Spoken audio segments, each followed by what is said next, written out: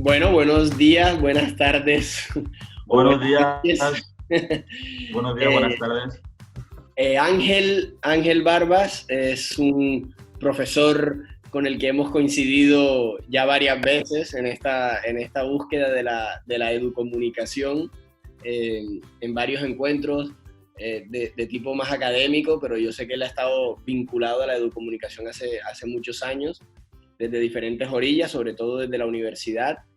Ángel, cuéntanos tú quién eres, a qué te dedicas, por qué crees que estás en este espacio.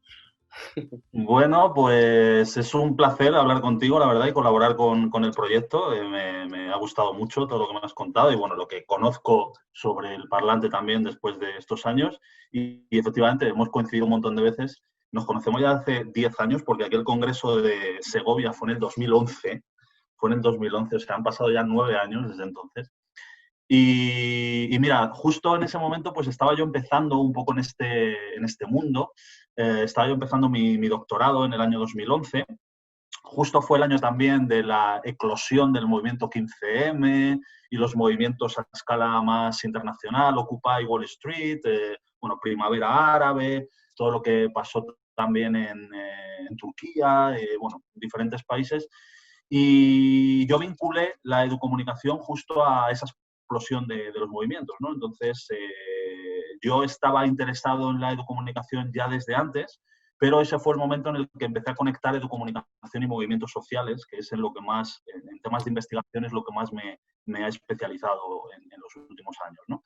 Y desde entonces, pues, sobre todo desde el ámbito de la universidad, pues he trabajado en temas que tienen que ver con la comunicación en el ámbito de la formación del profesorado, utilización de medios y tecnologías en formación del profesorado, y por otro lado también en temas que tienen que ver con la educación social. Entonces, bueno, yo en realidad mi formación de base es educación social, yo soy educador social. Y trabajé de educador social antes de dedicarme al ámbito académico. Entonces, bueno, siempre ha sido como mi intención un poco como vincular esos dos mundos, por un lado el ámbito académico, por otro lado el trabajo más de, digamos, más de base, ¿no? De intervención comunitaria y demás, más relacionado con la educación social, y por otro lado esa tercera pata de la educomunicación y la comunicación educativa, etcétera, ¿no? Pero mi investigación siempre ha estado sobre todo enfocada a cómo vincular movimientos sociales y educomunicación. Entonces, bueno, pues un poco en esa ensalada me he movido en los últimos años. Y ahora mismo pues estoy de profe en el Departamento de Teoría de la Educación y Pedagogía Social, donde pretendo seguir pues conectando digamos, estos campos de acción, ¿no? Ángel, bueno, en este espacio formativo hemos hablado de esa ensalada desde varias orillas, varias veces, y es muy interesante porque hay gente de la educación que se pasa un poco y se enamora de la comunicación y la entiende como una herramienta fundamental. Hay otros que vienen más desde la comunicación, incluso desde las artes aplicadas o desde otros espacios, y entienden que no pueden hacer comunicación sin hacer educación porque están absolutamente ligadas. Y en estas conversaciones las personas que siguen las conversaciones se darán cuenta que estamos como alrededor del término, dándole vueltas al término, y que creo que es un término como polisémico. De hecho, hay como muchas discusiones, si es Sí. para, con, desde, que no sé si esas discusiones para ti sean importantes o no tan importantes. ¿Cómo podríamos definir qué es educomunicación de manera sencilla o relativamente sencilla Wow. para Es gente que una, viene de un ámbito o del otro, ¿no? Esta es la pregunta, ¿no? Esta es la pregunta que yo creo que siempre nos hacemos, y yo llevo intentando responder a esta pregunta también desde que nos conocimos hace 9 años. Bueno, yo creo que es siempre enriquecedor el meternos en la discusión terminológica conceptual de educación para la comunicación, de la comunicación, a través de la comunicación. Eso es, por supuesto, eso es necesario, pero muchas veces creo que a lo mejor ese debate pues, hace que perdamos de vista el origen de la educomunicación en América Latina y su trayectoria epistemológica, o sea, es decir, cómo se ha construido el campo, si es que podemos hablar de un campo específico, pero sí cómo se ha construido desde el punto de vista epistemológico. Entonces, creo que desde esa perspectiva, quizá la discusión terminológica nos hace que nos perdamos un poco y que perdamos de vista la esencia bueno, de lo que ha sido la educomunicación desde el pensamiento comunicacional latinoamericano de los años 60, de Luis Ramiro Beltrán, Juan Díaz Bordenave, etcétera, y cómo eso se conectó con la educación, ¿no?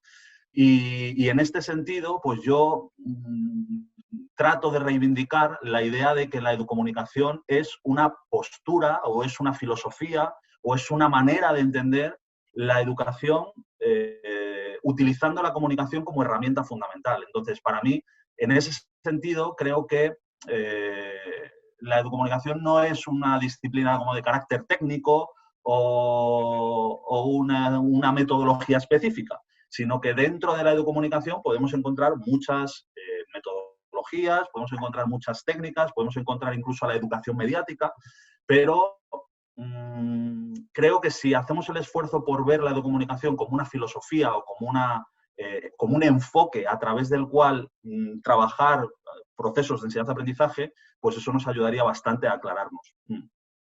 Es interesante que traigas a colación lo de América Latina, porque yo casualmente soy latinoamericano, pero eso no es más que una casualidad, pero es verdad que para nosotros estaba muy claro el tema educación-comunicación en el sentido en que los profesores y la propia estructura de cuando uno estudia comunicación se llama comunicación social.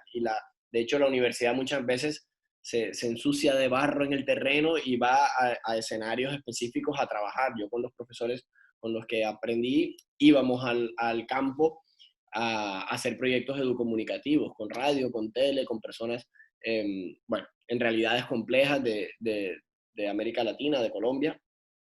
Y parece que a veces estuviéramos como reivindicando y suena una cosa así como patriotera que no me gusta nada, pero es que realmente creo que hay una historia ahí, una historia interesante que contar, y te quería preguntar eso con respecto a la academia en España, porque tú trabajas en la UNED y creo que es una casi excepción, no lo sé, pero es casi como una excepción a la regla, y es verdad que soy referente en el tema, pero en general ni en las facultades de educación hay mucha educomunicación y ni en las facultades de comunicación audiovisual o de publicidad hay tampoco mucha educomunicación. ¿Cómo es el panorama académico? ¿Cómo lo has vivido tú? ¿Qué posibilidades de investigaciones hay? ¿Qué se está haciendo? ¿Cómo lo ves? Pues mira, respecto al tema de la UNED, pues me parece muy interesante que saques este tema y además que te lo agradezco porque efectivamente la UNED ha sido una universidad pionera de todo esto y que esto nos ayuda también a entender cómo se ha producido un poco la confluencia entre la tradición latinoamericana de la educomunicación y la tradición más anglosajona o más europea de la educación mediática, que se suele llamar más la media education, ¿no? O la media literacy en el contexto anglosajón y más europeo. En el año 87, la UNED crea el primer curso basado en esta convergencia entre educomunicación con la tradición latinoamericana y la educación mediática con la tradición más europea anglosajona. Este curso se llamó Curso de Lectura de la Imagen en el año 87 y estaba dirigido a profesores de primaria y de secundaria, utilizando por primera vez una metodología de carácter constructivista, horizontal, etcétera, y recursos multimedia. O sea, por primera vez se empezó a utilizar esta unión entre texto, vídeo, cassettes, audiocassettes en aquella época, año 87. Y esto fue por el trabajo de Roberto Aparici, que es uno de los pioneros de la educomunicación en España, y de Agustín García Matilla. Entonces, de alguna manera, esta unión entre Roberto Aparici, que es argentino, de origen argentino, que venía de trabajar con Paulo Freire, con los proyectos de Paulo Freire en América Latina, pues esta aportación de Roberto por un lado y por otro lado la aportación de Agustín, que venía más de la tradición más europea de la educación mediática, pues hizo que se creara en la UNED este primer curso. Y desde entonces, pues la UNED ha sido una referencia, pues sobre todo por el trabajo de Roberto. Luego, por otro lado, Agustín en la Universidad de Valladolid también, Agustín es profesor en la Universidad de Valladolid, en el campus de Segovia, pues también ha seguido trabajando en esta línea de esta unión entre la tradición latinoamericana y la tradición más europea.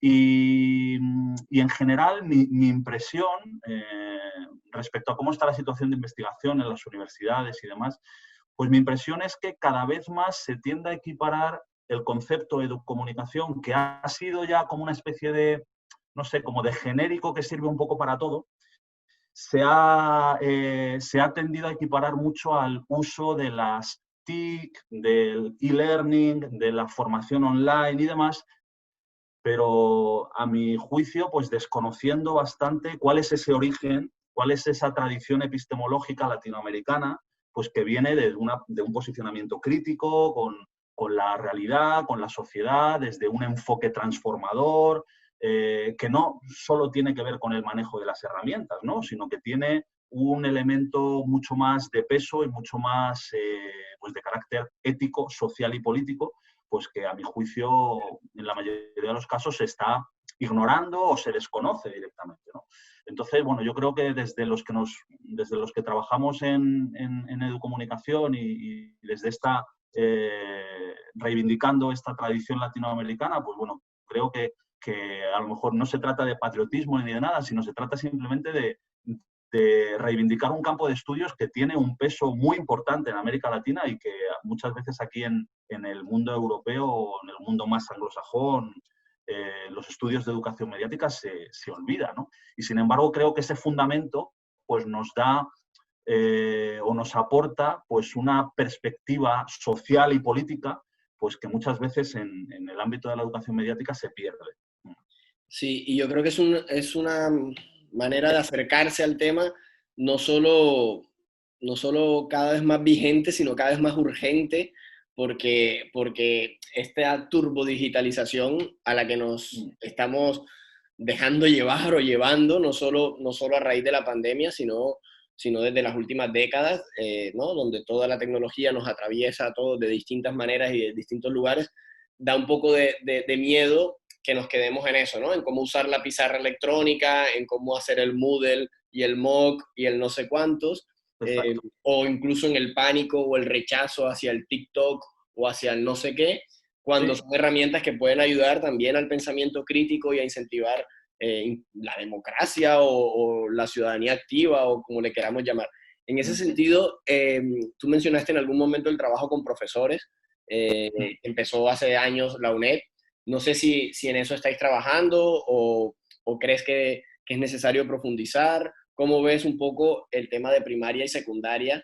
Y bueno, y desde las facultades de educación, ¿qué se está haciendo para eso? Para que los profesores o los nuevos profesores, maestros y maestras, lo incorporen, insisto, desde el punto de vista crítico y no se asusten, ¿no? Yo ya he contado varias veces aquí una anécdota que dando un taller para unos profes, una profesora se puso a llorar en la clase, se puso como muy nerviosa, porque decía, Jolín, es que tengo que aprender de género, tengo que aprender de ecología, tengo que actualizarme con las últimas tendencias de no sé qué, y además tengo que aprender a usar Facebook, Netflix y TikTok, yo ya no puedo con más. O sea, ¿qué hacer en los institutos con los profes? ¿Qué se está haciendo? ¿Qué se puede mejorar?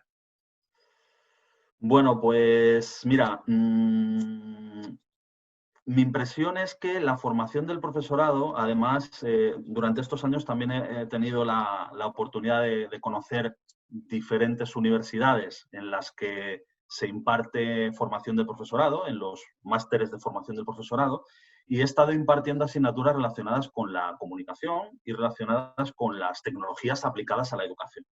Entonces, mi impresión, por mi experiencia directa que he vivido en estos programas formativos, es que hay una obsesión con el uso de las tecnologías y de las herramientas.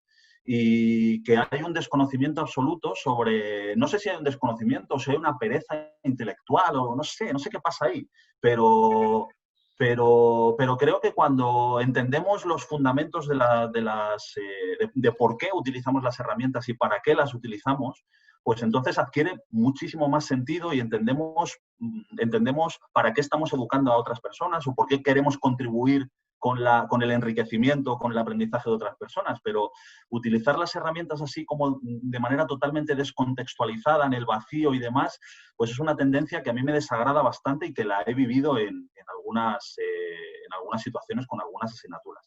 Entonces, creo que hay una tendencia a una instrumentalización de todo esto y que hay un menosprecio o un olvido del sentido que tiene contextualizar todo esto. ¿Tú crees que con los jóvenes en la relación entre alumno y maestro o entre educando y educador todavía falta como recurrir a eso de lo que hablaba Freire, que al final yo creo que Freire para nosotros es filosofía en el fondo, por eso no se desactualiza, porque es como esa necesidad de ponerse a la altura del estudiante, en el sentido en que el estudiante conoce mejor la tecnología, quizás sabe usar mejor las máquinas, está acostumbrado al TikTok, que yo no sé usar, por ejemplo, pero le falta contenido y que todavía falta como humildad del profesorado a escuchar a los estudiantes. Obviamente estoy generalizando, hay profes de todo tipo, pero crees que también hace falta un ejercicio ahí bueno, de intentar que los jóvenes nos ayuden a usar las herramientas sin olvidar que los profes tienen los contenidos, algo así. Sí, sí, estoy de acuerdo contigo. Y creo que aquí hay otro debate. Es que se abren muchos debates ahí como en paralelo, ¿no?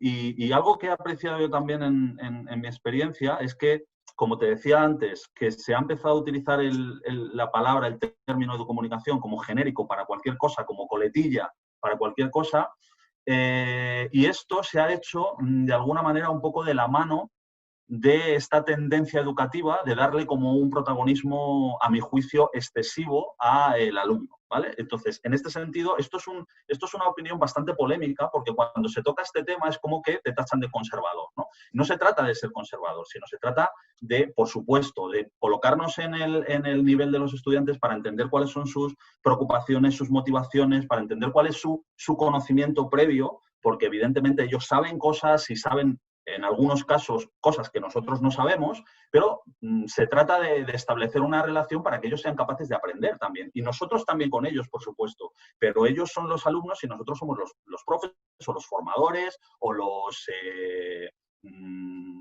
animadores o los dinamizadores o como se le quiera llamar, ¿no? Entonces, teniendo en cuenta que, por supuesto, no es una cuestión de jerarquía ni de relación totalitaria, ni de relación de sometimiento, ni nada de esto, dejando todo eso al margen, creo que nosotros tenemos una serie de conocimientos que tenemos que aportarles a ellos y que esta tendencia modernizadora de la educación, de que todos somos iguales, pues parece que estamos perdiendo la esencia de los contenidos también, ¿no? Y estamos perdiendo la profundidad del pensamiento de Freire, por ejemplo, ¿no? Entonces, ahora se habla mucho de Freire como de genérico también para meterlo en cualquier cosa, desconociendo que el pensamiento de Freire es un pensamiento filosófico de una profundidad impresionante. Entonces, creo que tenemos que reivindicar también ese conocimiento que nosotros tenemos para aportarlo al mismo tiempo que también los alumnos nos aportan otras cosas, por supuesto, para enriquecernos, ¿no? Entonces, creo que aquí hay una discusión o un dilema entre metodologías, contenidos, hasta qué punto primar las metodologías sobre los contenidos o al revés, que tenemos que ser capaces de conjugar de manera que nos podamos enriquecer todos, por supuesto. Sí, escuchándote pensaba yo en la cocreación, que es un término bueno, que hasta ahora nos ha servido para explicar lo que hacemos. Igual en algunos años nos toque conseguir otro, pero en algún momento hablábamos mucho de lo participativo y del vídeo participativo y de la radio participativa y entendíamos un poco que aunque obviamente nos pusiéramos en el lugar del otro, generáramos en un espacio de libertad y de empatía, los niveles de lo que podíamos aportar cada uno, pues era diferenciado. Es decir, las señoras con las que estaba esta mañana me estaban contando unas experiencias maravillosas y súper fuertes, intensas, y tienen toda la capacidad de contar su historia, pero yo sé cómo funciona la cámara, y no solo eso, sino que también puedo hacer una mirada y una lectura sobre eso porque lo puedo conectar con otra cosa, y además hacer un guión. Entonces ese relato que ella me contaba, si lo paso a un guión y le pongo un punto de giro, igual llevo la historia hasta el clímax y ahí es donde cambia. Y eso es. bueno, como poner a dialogar los dos saberes. Eso es. Entonces creo que esta tendencia modernizadora educativa de alguna manera pues hace que los conocimientos fuertes que por un lado y por otro necesitamos para enriquecernos, pues que pierdan valor o que pierdan sentido en favor de un trabajo colaborativo o un trabajo horizontal que muchas veces no tiene sustancia, ¿no? Simplemente por colaborar, ¿no? Es difícil explicar esto o manifestar una postura digamos, sólida respecto a este tema en poco tiempo, porque es un debate profundo, pero que yo creo que es necesario abordar, ¿no? Porque si no, pues estamos perdiendo la esencia muchas veces también de lo que significa aprender. O sea, nosotros cuando aprendemos nosotros mismos, yo mismo, tú mismo, cualquiera que se dedique a esto y demás, pues acude a esos espacios o a esos entornos pues que efectivamente le enriquecen y que además valora esas aportaciones, ¿no? Entonces no podemos perder el valor de esas aportaciones que todos tenemos. Entonces, bueno, creo que desde ahí pues podemos trabajar de manera colaborativa y participativa y demás, pero sin perder de vista esto que tú también has explicado, que tú tienes unos conocimientos y que pones al servicio de la comunidad, pero no se trata de menospreciar esos conocimientos que tú tienes, sino que se trata de ensalzarlos y de valorarlos, ¿no? Totalmente, yo creo que si se hace de manera honesta y transparente con la gente lo valora bien Eso es. y para eso está allí. El problema es cuando también se utilizan este tipo de palabras, metodologías o espacios al final para aprovecharse para aprovecharse, para manipular o para no sé cómo decirlo. Y aquí se abre otra ventana que voy a hacer una cosa que es una putada y me vas a odiar, pero es con cariño, y es que con ese debate tan rico voy a abrir otro que no va a ser posible de cerrar, pero tiene que ver con las políticas públicas, incluso si lo quieres mezclar con los movimientos sociales que en algún momento comentaste, es decir, más allá del ámbito de la educación, en el ámbito de lo público, la educomunicación, ¿cómo lo ves? ¿Existe, no existe? ¿Se entiende? ¿Se manosea, pero no se profundiza en ella? Sé que hay como leyes o disposiciones de la UNESCO, de la Unión Europea, a trabajar la educación mediática, pero no sé qué tanto crees tú que cala realmente en las políticas públicas, no sé, de juventud, de la propia educación. Se hace una pregunta así como muy ambigua, Sí. pero en este ámbito, ¿cómo ves la educomunicación? A día de hoy, también después del 15M y de todo eso que pasó ya hace algunos años. Pues mi impresión es que no hay una política que permita conectar, o no hay políticas que permitan conectar lo que pasa a nivel más institucional con lo que pasa en la calle, ¿no? Entonces creo que son muchas veces dos realidades muy, muy, muy separadas y que no hay mecanismos para conectar esas dos realidades con un enfoque comunicativo, ¿no? Bueno, no tenemos tampoco por qué, digamos, ser fetichistas en el sentido de vamos a llamarle educomunicación y vamos a establecer, bueno, ya sabemos que la educomunicación es un campo amplio, con miradas amplias y tal, y que eso nos permite enriquecer, entonces tampoco importa llamarle de otra manera, ¿no? Pero sí un poco con esa idea de cómo podemos colaborar, pues la sociedad civil, por un lado, las organizaciones de la sociedad civil, y por otro lado, a través digamos, de las políticas institucionales que tienen que favorecer y tienen que reforzar y tienen que fomentar todo eso, ¿no? Para una ciudadanía activa, democrática y demás. Creo que hay que probablemente no hay una voluntad clara o a lo mejor no hay un conocimiento claro de cómo conectar esas dos realidades desde este enfoque educomunicativo que nosotros buscamos y creo que para eso pues hay que bueno, pues hacer alianzas, crear alianzas, tejer redes, pues por ejemplo, pues con los colegios profesionales, de educadores sociales, de pedagogos, de psicólogos, de comunicadores, y a partir de ahí, pues cómo conectamos pues, con las instituciones también, ¿no? O sea, creo que hay un trabajo muy importante ahí de tejer redes entre lo institucional y lo bueno, pues lo más de calle, ¿no? La situación de ahora es muy compleja, muy dramática en muchos sectores y a todos nos afecta de manera diferenciada también, según nuestras posibilidades, capacidades. En qué puede ayudar la educomunicación? ¿Cómo la educomunicación puede fortalecer ese tejido asociativo y ese tejido, cómo hacer que esa distancia física no sea una distancia social? Ya sé que es muy complejo para todos, nos ha tocado como reconfigurar todas las maneras de trabajar, incluso cómo lo has vivido tú y qué crees que puede aportar la educomunicación en estos momentos a otras áreas también del conocimiento. Pues yo lo he vivido pues con el drama y la preocupación que todos lo hemos vivido, ¿no? A nivel personal, pues bueno, ha sido difícil Y también desde el punto de vista también como ciudadano, como persona, pues también pues muy frustrado y muy triste también por esta situación política que estamos viviendo, de confrontación directa, de no colaboración institucional, y por otro lado de cómo los medios de comunicación pues también, bueno, pues habría que pensar hasta qué punto pues han contribuido o han facilitado pues que en muchas ocasiones pues que la gente se quede con el titular, con el tuit rápido, con, bueno, pues un poco hasta qué punto han contribuido también con la cultura esta del tuit, ¿no? La cultura de lo rápido, de lo efímero, de no profundizar en las cosas y demás. Entonces, bueno, creo que tenemos ahí otro gran melón, tenemos un gran trabajo ahí por hacer también desde el punto de vista de la comunicación. Y también yo creo que esto que estamos viviendo desde el punto de vista informativo, con lo del COVID, pues también creo que nos debe servir pues para pensar hasta qué punto contextualizar las cosas es básico, es fundamental.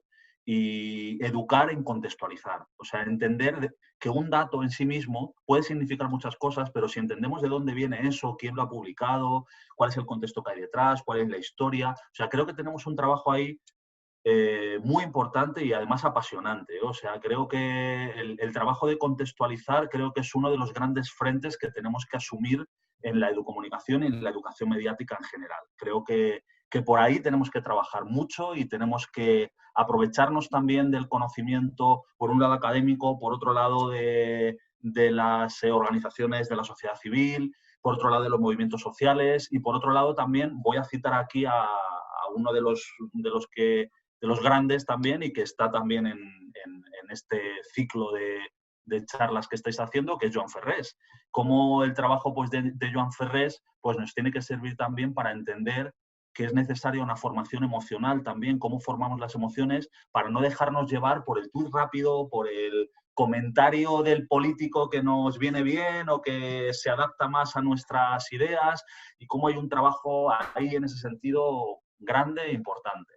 Es interesante este trabajo de contextualizar, que también es un trabajo anti-bulos, ¿no? Es un trabajo contra toda esa cantidad de desinformación que ha llegado. A mí me parece, bueno, increíble, como supongo que a la mayoría de los que están escuchando esto, eh, los chats y la cantidad de basura que se inventa y que, entre otras cosas, es la misma que hace que Donald Trump vaya a ser presidente nuevamente de los Estados Unidos. Totalmente, Es decir, totalmente.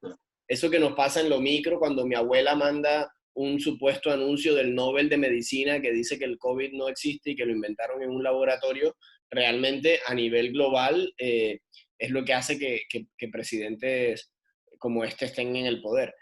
Eh, para ir terminando, ¿cómo crees tú que con cosas sencillas se podría hacer esto? Es decir, más allá de lo que se hagan en las políticas públicas, más allá de lo que puedan hacer los profes en los institutos, que también porque están en este seminario, pero ¿cómo lo puede alguien desde su casa con sus herramientas o un técnico de juventud en un casal, una entidad de barrio pequeña con un grupo de chavales que en las tardes hacen acompañamiento escolar o ahí en lo mínimo cómo usar herramientas educomunicativas o qué ejercicio recomiendas o alguna cosa como sencilla, práctica del día a día que se podría hacer?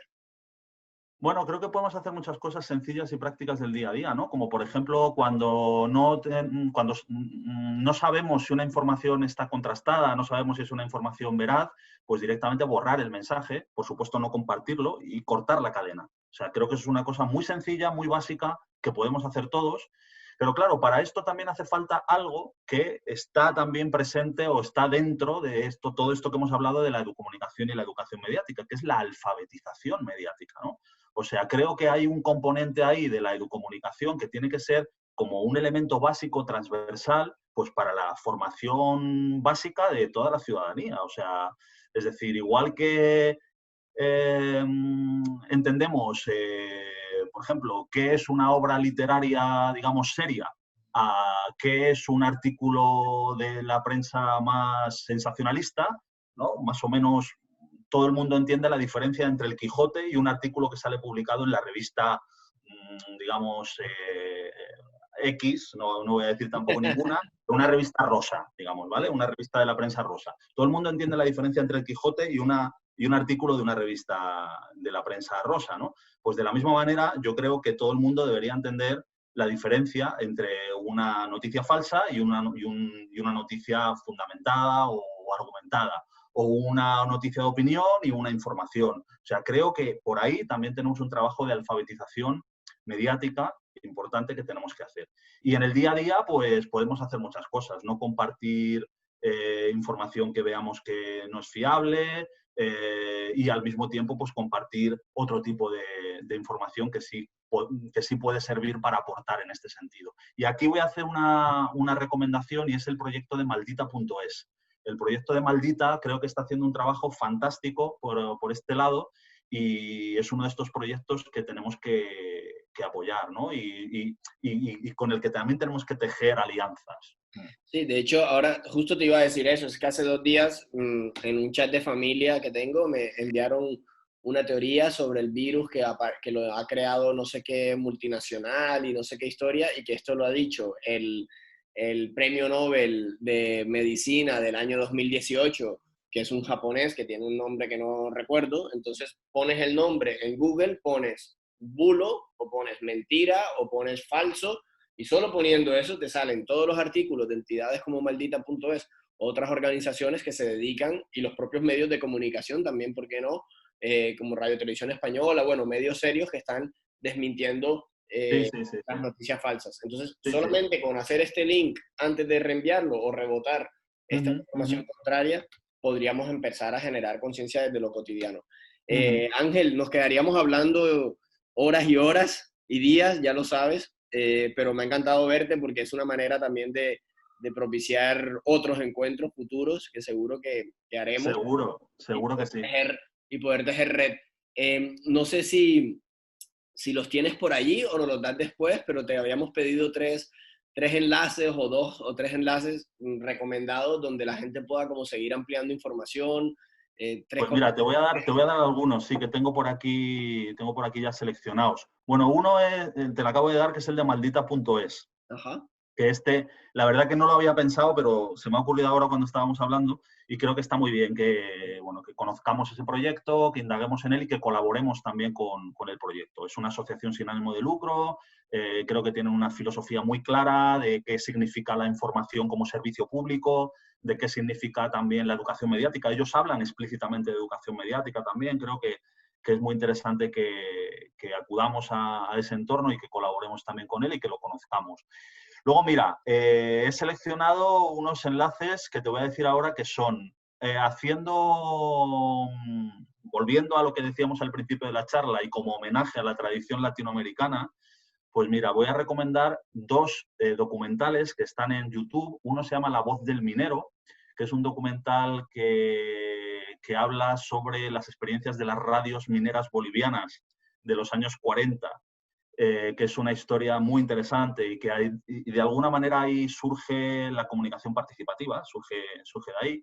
Otra es otro documental que también está en YouTube sobre Radio Escuela Sutatenza, que tú lo conocerás muy bien, que es una de las primeras experiencias de educación a distancia que se hicieron a nivel mundial a través de la radio, creada por José Joaquín Salcedo, ¿no? Si no me equivoco. Luego otro enlace, pues también es otro homenaje a este primer curso que se hizo en la UNED, inspirado en la educomunicación, que es el curso Lectura de la Imagen, y es un especial que se hizo homenaje a este curso, al curso Lectura de la Imagen en la UNED, cuando cumplió el 25 aniversario. Y bueno, pues es un enlace en el que se pueden encontrar pues vídeos históricos de este curso, entrevistas a los creadores del curso y demás. Y si me permites un enlace más, Venga, pues va. ya voy a aprovechar y voy a lanzar ahí el enlace a la web de RICAP, que es la red de investigación en comunicación comunitaria alternativa y participativa, donde yo colaboro también, y que es un intento, es un trabajo por hacer una alianza entre la academia y el mundo del activismo, o el mundo más de las organizaciones de la sociedad civil, dedicadas al ámbito de la comunicación alternativa y comunitaria, donde por supuesto incluimos también la educomunicación. Así que ahí van mis aportaciones y espero que que os parezcan interesantes y que puedan ser provechosas para todos los participantes. Seguro que sí, Ángel. Es muy interesante porque la diversidad de experiencias y de recomendados de cada persona que ha pasado por aquí nos ha hecho abrir como un abanico súper distinto también en cada espacio. Nada, pues agradecerte nuevamente el ratito y que nos sigamos viendo y que estemos por aquí y que lo podamos compartir con la red y que Seguro. sigamos aprendiendo. Seguro que sí. Muchas gracias por la invitación y encantado de colaborar contigo, colaborar con el proyecto. Muchas fuerzas, muchos ánimos y para adelante con todo, que está complicado, no está fácil. Para adelante, para adelante. Gracias. Saludos, que vaya bien. Chao. Gracias. Chao, chao.